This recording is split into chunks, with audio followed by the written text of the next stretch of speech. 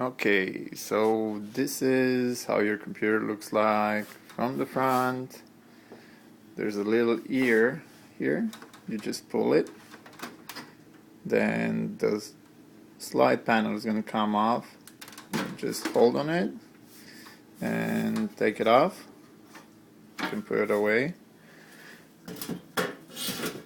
Okay, this is easier if you have the computer laying flat like this, so you can do that first. The problem right now is that your video doesn't come on, so inside the computer you can see two little memory sticks, which are, that's one, that's two. I'm gonna put my hands on them, so this is one, this is two. They have two little ears, the white ears, one on the left, one on the right. What you need to do is just put both hands at the same time, one on the left ear, one on the right ear, and push it down, and the memory is going to come up. I can do one at a time.